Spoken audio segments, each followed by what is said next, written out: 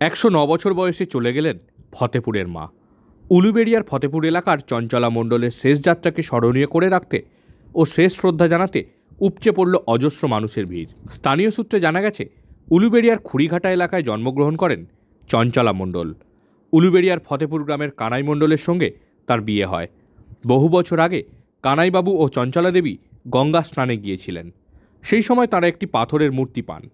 ভক্তিভরে মূর্তিটি এনে তারা বাড়িতেই মূর্তিটি প্রতিষ্ঠা করেন। পরবর্তীতে গ্রামবাসী ও ভক্তদের সহযোগিতায় গড়ে ওঠে মন্দির। শিব মন্দিরে বাড়তে থাকে ভক্তদের আনাগোনা। ভক্তরা জানিয়েছেন, গ্রাম থেকে গ্রামে ছড়িয়ে পড়তে থাকে মাহাত্ম্য।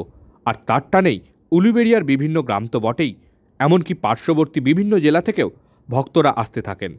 রোগ নিরাময়, বিভিন্ন সমস্যা থেকে মুক্তির আশায় ভক্তরা শিব মন্দিরে আসতেন। ভক্তদের মাটি, জলপোড়া, ওষুধ দিতেন চঞ্চলা দেবী। ভক্তদের দাবি, চঞ্চলা দেবীর কাছে এসে তারা তাদের সমস্যা থেকে মুক্তি পান। এভাবেই ছড়িয়ে পড়তে থাকে তার মাহাত্ম্য। বিভিন্ন ধর্মের মানুষ তাঁর শরণাপন্ন হতেন।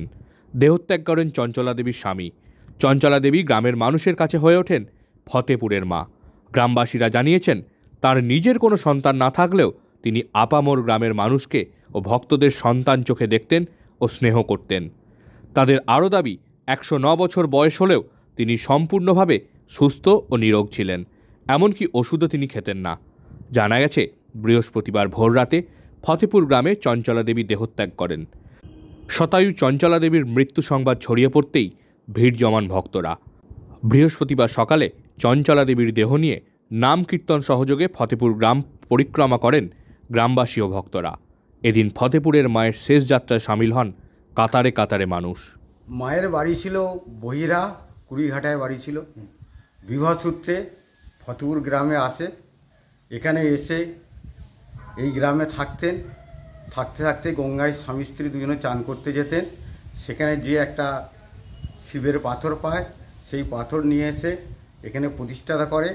প্রতিষ্ঠা করতে করতে ফতেপুর গ্রাম, আশপাশের গ্রাম প্রচার হয়ে যায় এবং আমাদের মা সকলের সঙ্গে থাকতো এবং ফতেপুরের মা অনুষ্ঠানে থাকতেন। তাদের সঙ্গে আমরা থাকতাম। সর্বধর্মের মানুষ থাকতো।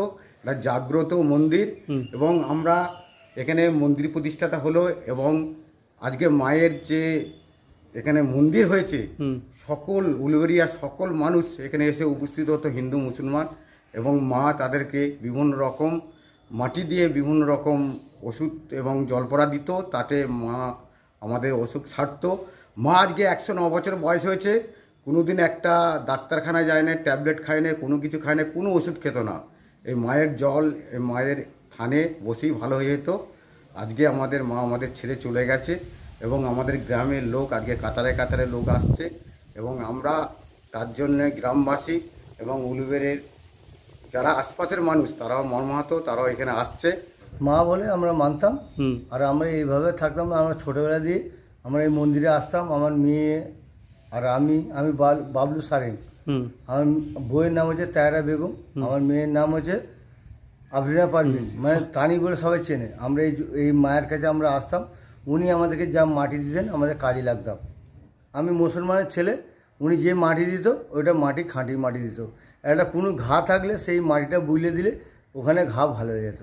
একেবারে সকলের মা, কোনো মা ছাড়া কথা নেই, সবার মা, শিশু থেকে বৃদ্ধ পর্যন্ত। আমি একদিকে বলতে গেলে ছেলেও বলতে পারেন। আমাকে তো লাস্টে মা বলে গেলেন যে তুই বাবা পূজা করিস, তুই বাবা আমাকে জল তুলসি দিবি, তুই থাকিস, তুই থাক বাবা, থাক বাবা। এবং আমার সঙ্গে আরো 6 জায়গায় 4-5 জন আছে।